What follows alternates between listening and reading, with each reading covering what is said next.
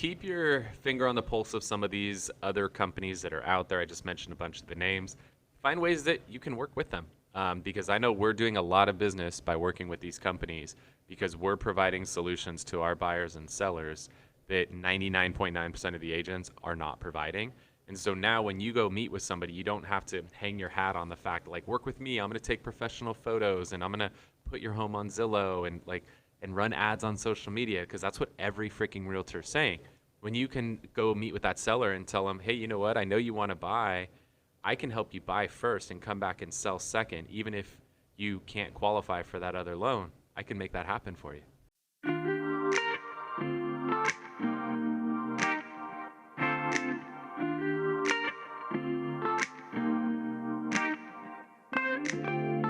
Welcome to the Whissel Way Podcast. My name is Kyle Whissel, your host with Whissel Realty Group and eXp Realty in San Diego. And I am Bryan Koci, the Director of Media here at Whissel Realty Group.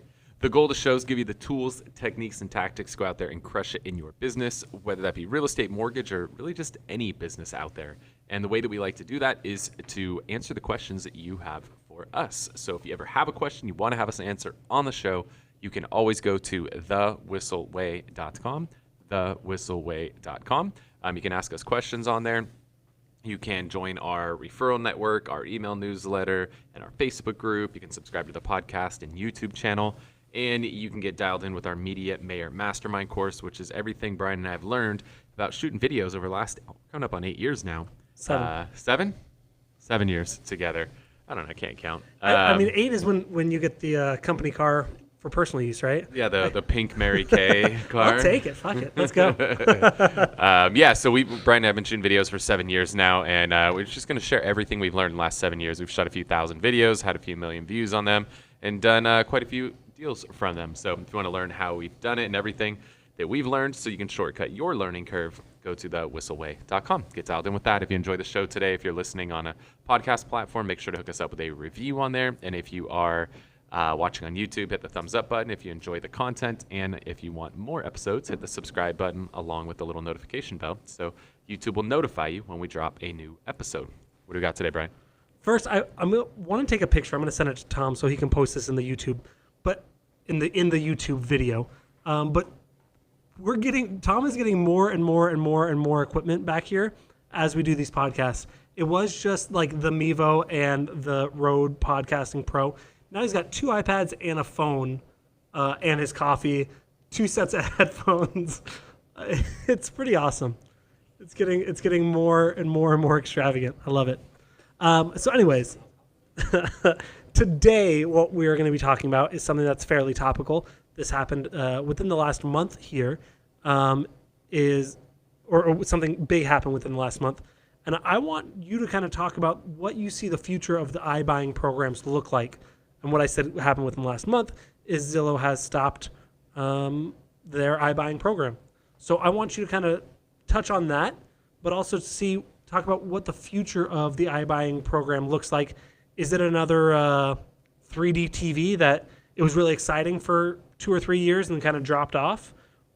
Same thing like with VR, or is it just maybe they didn't have it set up correctly? So, cool. Yeah.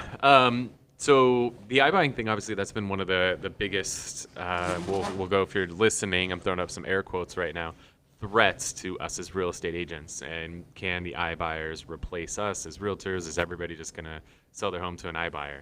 And first, actually, we probably should start with what is iBuyer? What does it stand for? What is it? Instant buyer. So it's a buyer who will just buy your home instantly. You don't have to deal with the showings, the open houses, the repairs, anything. They'll just instantly buy your house, all cash, and close whenever the heck you want them to close. So cool. On the surface, it's a very, very appealing thing for someone who wants to sell, because having just sold my home, knowing the amount of energy and effort that goes into getting your house ready, and then having a bunch of people in your home and wondering, did they like it? What did they think? Oh my gosh, we got another showing, we got to clean. It's a freaking lot. I sold my house to Zillow. Yeah, you sold your house to Zillow. I mean, if they would have, mine would have fit their buy box, I'd have sold it to them too, with what they were paying. So, it's just a more simple, convenient way for someone to sell their home. When all of the iBuyers came out initially, they were paying a little bit less than market value, and then they were applying a fee on top of that. They call it each company calls it something different, but they were applying a fee on top of the offer that effectively would kind of replace a commission. Yep. So the fee when most of these guys started buying was very similar to what the fee would be for an agent's commission. So, the seller knew they were going to leave a little bit of money on the table in exchange for the convenience. And I think at one point, some of them even called it a convenience fee. This is the fee you're paying for the convenience and not having to go through an agent. And we would see those fees anywhere from 5 to 15. I think the highest we ever saw was around 10 or so. I was going to say 11. Yeah. So that's where it started. And then, let's just fast forward. This started in Phoenix probably 3 to 4 years ago. It just hit San Diego about 2 years ago. And over this summer, we just kind of caught wind that they were lowering their fees. We were seeing fees around 1% pretty consistently. And we were seeing prices. They were mind-boggling. I mean, we would submit properties, and they were almost like clockwork coming in 10% above what the home was worth. It was crazy. And after they were on market. Yeah, and there's other competitors. So Zillow Offers obviously is the one that's top of mind right now. Open Door is the biggest competitor out there. You've got other companies like OfferPad and a variety, HomeLight, and a bunch of others that are out there in that space too. But Zillow and Open Door were kind of the big two going toe-to-toe. And there's reports, Michael Del Prete, I don't remember how to spell his last name, but just Google Michael Del Prete, iBuyer. You'll find it. He does a lot of articles for Inman. He has his own blog, and he actually tracked data. And I mean, for the summer, almost all of them were paying anywhere from like 100 to 110% of market value consistently, depending on which iBuyer it was. And so we saw that happening, and we were like, well, first, let's take advantage of this because that's crazy. So our clients get in on it. Yeah, so let's help our clients out by getting them, these crazy offers with low fees, and it worked out really well. I mean, they saved money, we made money, everybody had less headaches, and it was great. But we were just wondering, I was like, in my head, I was thinking like, okay, they're willing to lose some money today to gain market share so that these people that they lost money on now, they're going to go tell 10 people, and they're going to be like, hey, dude, if you want to sell your house, like, screw an agent, just go straight to Zillow. Like, that was my thought, which makes a lot of logical sense. Yep, it's a marketing cost. Yeah, and so it's like, hey, I don't care. Those guys are venture back. They don't need to make money today. That's fine. They'll make plenty of money in the years and years to come, just like Amazon, right? They went 20 years without making a profit, and they've already made like $5 billion since we started talking today. Yeah. So, there's a way to do that. It doesn't make sense to us realtors. We're so obsessed with like we have to make profit today, but that's a whole nother podcast. An ROI. Yeah, it's a whole other podcast we could do. So I was like, all right, in my head, I was like, they're just, they're buying market share because now even the clients that we introduced to them, like my client, I actually sold a home to, his last name was San Diego, to Mr. San Diego, birth name, San Diego. Pretty cool. So I sold Mr. San Diego's home to Zillow. Well, Mr. San Diego is going to be in his friend network and talk about selling his home. Who do you think he's going to talk about? Is he going to talk about Kyle Whissel, or is he going to talk about Zillow? Like, odds are he's going to go Zillow. Kyle Whissel gets cut out. So it made sense on a market share play. And we also thought like maybe there was they had some money that they had to spend before they unlocked the next round. Potentially, yeah. Like, yeah. Because, I mean, when you get venture money, they don't give you the money to put it in the bank and sit on it. They give it to you to spend it and invest it. Yep. So, again, I thought it made complete sense. Where it started to not make sense was we would have a home on the market. The one that comes to mind was, I think we were listed for $600, couldn't sell it, dropped to $590, couldn't sell it, dropped to $580, submitted it, and they came in at $670, almost $100,000 higher.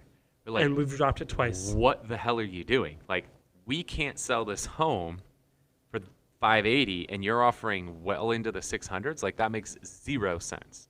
So when we started to see some of that stuff, that was when I was like, okay, now this is just stupid. Like I can't wrap my head around this one. This doesn't make sense. Like, I get buying a little market share, but like knowingly overpaying for a home that won't sell, which a home that won't sell this time in this market, there's clearly something wrong with the house. That means the price is way too high. And then you're paying way over what's way too high for a home that has issues. Like, yeah, you can buy market share for $570 on that house. It was crazy. So then all of a sudden it was like, all right, whoops, sorry guys, like don't expect any more of those offers. They kind of caught themselves and realized like, yeah, we were probably paying too much. So then the numbers started to come back to what we were used to in the beginning, where it'd be a little bit below market and you'd have a fee of 4 to 10% on it. And we're like, okay, they're kind of came back to reality. But I think they did so much damage over the summer with these crazy offers that, I mean, it appears it buried them. I mean, that's all signs point to it burying them. That I think their algorithm was expecting more appreciation in the market. And I think that when, we had the crazy vacations over the summer and then everybody going back to school and things slowed, I think their algorithm had predicted a continued appreciation of 2 to 3% a month. But still, mathematically, still makes no freaking sense, because you can't pay 10% above market value, close, put a little paint and carpet in, put it back on the market, and get 10% higher. Like, unless you're going to hold it for a year. If you're going to hold it, but that's not the model. The model is literally, as soon as the seller moves out, do a couple of repairs, put it back on the market. So even if it takes a month and your algorithm's predicting like 2% a month, you paid 10% over. You're still losing 8%. So I don't know, man. I mean, you could read Rich Barton's article and what he said and whatever he said, let's just assume that's what it is. It was crazy. I mean, I'm glad we got a lot of clients in on it. A lot of clients got to take advantage of it, sell for crazy numbers. And it's funny now, because all of our clients that sold to them, I'm sending them screenshots showing what the home ultimately sold for on the resale. And guess what? It's like 10% lower. And so my clients and they had to go in and do some work. And my clients are feeling pretty good about the fact that, hey, you got me, like when we got them $650, I think it sold for like $590. Clients feeling pretty good about that. And now clients can be like, hey, Kyle's a good dude, because now he's not going to tell anybody about Zillow offers because it doesn't exist. Yeah. So Kyle actually circles back around and becomes the hero again. So it's been wild. It's been a wild 6 months, but Zillow has officially exited the iBuyer space. And that leaves Open Door is really the only show in town, or at least the only big one. But now you've got HomeLight, who's really stepping up, and they've got a cool program. And OfferPad, they're not in our market, but OfferPad is big in some other markets. So there's still iBuyers out there. I think Zillow's just decided this, this is not for us. We're going to go back to what we know, and that might be a smart thing for them. So looking forward, do you think Zillow is going to hop back into the iBuyer program in the next, let's say, 3 years? I mean, I think we all know with Zillow at this point is never say never. Correct, but I'm just looking for a guess. In the next 3 years, would you guess that they are or no? I wouldn't put it past them. Okay. I wouldn't be surprised. Let's put it that way. I don't want to predict that they will, but I wouldn't be surprised. I think they'll maybe sit back and let Open Door feel things out, and HomeLight and the others, and maybe jump back in if it makes sense. But it's so capital intensive. Yeah. Yeah. And so in the future, do you think we're gonna see, again, in the next 3 years, someone as big as Zillow come in? Let's assume Zillow doesn't. Let's just pretend they don't. Do we see another one coming in and going hard like Zillow did and pose that same threat to agents? No. Okay. No. I think Open Door is still the big one. And they're, we've been having talks with them. They're trying to find ways to partner with agents, because I think they realize that agents are very valuable. I mean, most smart investors know I need agents. iBuyers, they know they need agents. So I think the fact that Open Door is trying to partner with the agents and find ways to work with agents, not just one agent per market, but all of the agents, I think is one of the reasons that they're maybe doing better. They're enduring. So I think that, as in HomeLight wants to partner with agents. So I think the more that people choose to partner with agents and find ways to make it win-wins, I think that's going to be the better long-term solution. And I think one of the things that this does, Zillow exiting, is it really kind of gives an agent a stronger kind of objection handler, per se, of someone saying, oh, I'm just going to look at one of these iBuyers and maybe sell my house to them. When Zillow exited, homes that they had in contract didn't go through, right? We haven't experienced that personally, but I've definitely heard of that happening to others. I've heard of them pulling out of contracts that they were under to purchase. I haven't personally experienced it, though. Okay. Yeah, and I know that's happened in some markets. But again, now it just gives you another kind of quiver, arrow in your quiver of if you talk to someone, they say, oh, I'm looking into Open Door. You can say, yeah, let's look at what happened here, and maybe that's a... I mean, it's pretty easy as an agent to plant some seeds of doubt in a seller's head that's thinking about selling to an iBuyer at this point. I mean, you saw what happened with Zillow. Do you want that to happen to you? I mean, anytime you put doubt in people's head, and all you got to do, that's all you got to say, and then you just shut up as an agent. That one line. Just water the seed that you just planted, and just keep watering it. And that thought, right, if that seller is going to go to bed and they're going to stay up all night thinking about, do they really want to take that risk? So. Okay, and so you mentioned a couple iBuyers that we see here. You talked about Open Door. You talked about HomeLight. What other ones do you see have some value in partnering with agents? I think the other smart ones out there, again, HomeLight seems to be like the go-to one that wants to work with agents, not replace them. And from my personal experience, I'm always a little weary when I hear that, because a lot of times it's a lot of lip service and no, you're our customer. But from my interaction with HomeLight, it's been really positive of them wanting to actually, hey, how can we make this simpler for you? How can we adjust this for you? So that's been impressive. It was not like that with another big name. Yeah. So I think the other one that's becoming kind of prevalent right now, these trade-in type programs where they'll come in and do like bridge loans for you, which iBuying really is like a bridge program. It's just bridging this home from one person to the next short period of time. It's just a bridge. I think that some of these guys are finding that they can use that same type of capital, but they can have a little bit more certainty in it with these trade-in type programs where they can take a seller who would traditionally have to sell their home first before they go buy, and putting them in a position where they're either offering on a home contingent on selling, or they're selling and then moving temporarily and then moving into their ultimate home and doing the double move, or sounds like the ending worst up in thing some ever. rough scenarios. So some of the companies have come out with trade-in type programs. There's actually quite a few of those trade-in programs out there right now. So those are becoming popular. So I love those options. And then you have some that are doing like cash close type things, where they can take a buyer with even as low as like a 5% down payment and turn them into a cash buyer. So they'll close on the home and then turn it over to the buyer and just make a small fee. So you're starting to see some people get a little bit more creative, where they still are using large amounts of funding, just like the iBuyer programs, but they're doing it in some different ways. Yeah.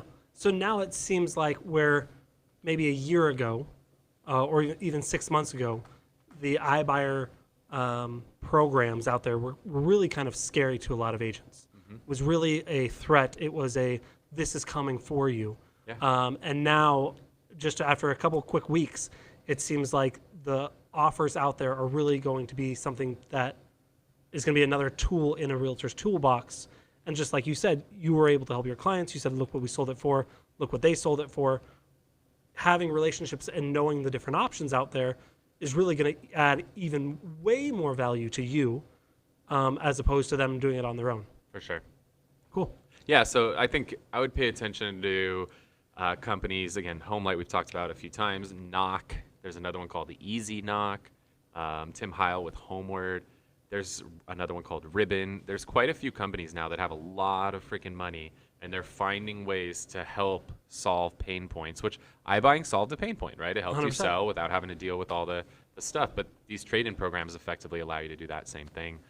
These cash close programs, they bridge a gap on helping you not get beat by a cash buyer. So it's been interesting to see how all this money is coming in, this venture capital money, trying to find the different pain points in the real estate process and how to solve that. And it's going to be interesting over time to see which ones win. But I think, there's over 1 million realtors. I don't know if it's 1.5 million yet, but somewhere in a 1.5 million range. I think I'd want those 1 million plus realtors on my side. And I think I'd have better long-term sustainability as a company. And one of the things that we're doing that I think is really fun is we're partnering with these companies. We're repackaging their programs and making it a simple presentation to our clients, saying, this is what we can offer you. So instead of saying, do I want McDonald's or do I want to go to Rubio's, we're basically making the Uber Eats of it. We're saying you can work with us and you do McDonald's or Rubio's, or I know you love Rubios, so Rubios, but really kind of packaging those. Like Thomas said at dinner the other night, nope, not a chance. That's an inside joke. That's fine. Anyway, I think that does it. Any final words about iBuyers? No, I think I would, again, just keep your finger on the pulse of some of these other companies that are out there. I just mentioned a bunch of the names. Find ways that you can work with them, because I know we're doing a lot of business by working with these companies because we're providing solutions to our buyers and sellers that 99.9% of the agents are not providing. And so now when you go meet with somebody, you don't have to hang your hat on the fact, like, work with me, I'm going to take professional photos and I'm going to put your home on Zillow and run ads on social media, because that's what every freaking realtor is saying. When you can go meet with that seller and tell them, hey, you know what, I know you want to buy, I can help you buy first and come back and sell second, even if you can't qualify for that other loan, I can make that happen for you. And be like, holy shit, like that's way cooler than putting my home on, Facebook. Yeah. Or you meet with that buyer and, everybody else is like, I'm going to work hard and I'm going to find you a property. Like, okay, well, I'm going to turn you into a cash buyer, even with only 5% down. Think you're not going to get people's attention. You're not going to get more appointments and close more deals because you have that and your competitor doesn't. So find ways to partner with these companies. Cool. All right. Well, hopefully you guys got some value out of that. If you did, if you are listening on a podcast platform and you can hook us up with a review, that really goes a long way for us. If you're watching on YouTube, hit that thumbs up button along with the little bell so you get notified when we drop future episodes of the show. If you have a question that you want to have us answer on a future episode, you can always go to thewhisselway.com, thewhisselway.com. Ask us questions on there. Join our referral network, our email newsletter, our Facebook group. You can also subscribe to the podcast and YouTube channel. And you can get dialed in with our Media Mayor Mastermind course if you want to go deep with video. Bryan and I are going to share everything we've learned in the last 7 years of shooting videos together so you can go out there and start crushing it with video, whether it be direct messaging people or you're shooting huge community videos. We're going to teach you everything that we know to help shortcut your learning curve. With that said, the way we like to wrap up the show is to share something we refer to as the Whissel widget of the week. This is something we utilize in our business that either saves us time, makes us more money, or just helps us have more fun. What do you got, Bryan? Mine today is a free tool that we use all the time now that helps us schedule out our content on some of our big social media platforms, all within one platform. So we use now Facebook Creator Studio, which if you've been using Facebook business pages, they're really pushing you hard to use it. But some of the things that I really like about it, they've really simplified some of the things like scheduling posts on both Facebook and Instagram, cross-posting, so posting it on Facebook and using that content on Instagram or vice versa, so you don't have to re-upload. And then even cross-posting from one Facebook page to another Facebook page to another Facebook page, seeing it all there, having it all scheduled, not paying for another service. We used to use Later. I know people use Hootsuite, but now it's all in one spot. So we use Facebook Creator Studio for Facebook and Instagram. Cool. It's free. The one I'm going to share, I just bought a new house, and I had the same problem with my old house, and I had it at the new house where I wanted to upgrade to a smart lock system. And the problem that you run into is there's an existing door hardware that's on your door, and if you take that hardware off, you're usually going to have the impressions from the old system. So you either have to find one that is identical, that covers it, that's smart, which is very, very difficult to do. Especially my new house has this like really tall locking mechanism. I was like, there's not a chance in hell I can find something the same size that's smart. I tried to hack an August lock and make it work, and I couldn't do it. I was literally grinding it with the grinder and stuff to cut pieces off. Did you return that to make Amazon? I did, yeah. Oh. I'm an asshole. That was I'm a joke. That guy. I did. Oh. I cut pieces off and then I sent it back. I'm sorry to whoever ended up with that. But there's a new system that I found that's super freaking cool, and it's a company called Level.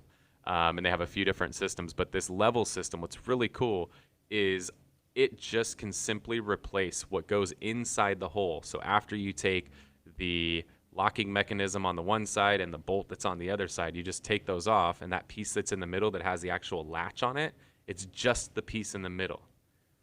And it's smart, and it's freaking cool. So everything on the outside that you see stays the same. The only thing that changes is what's beneath that. So the circle that's cut out in the door. It goes in there, and then it's also the latch that goes to the strike plate. And that's the only thing that gets replaced, and all of the hardware stays original, which is super freaking cool. And then it connects up with a Ring system or an Apple HomeKit system, and you now have a smart lock system without having to change all of the hardware on your door. I wish you didn't tell me about that, because I go through cycles where I spend a week looking into things and I don't want to replace the whole thing and I give up on it. So cool. Now I'm going to buy that. It's called a level bolt. And it was actually on the Amazon treasure truck last week, and I got it for like 30% off. So I'm stoked. Cool. Well, I'll just cut it in half, return it. And Sorry, Amazon. Cool. Well, hopefully you guys got a lot of value out of the show today. Again, I'm Kyle Whissel with eXp Realty in San Diego. Thanks so much for watching. See you next week. Wait. Before you leave, I want to share some more tips and tricks that we're using in our business to take it to that next level. Just click right here. And don't forget to subscribe. Click right here.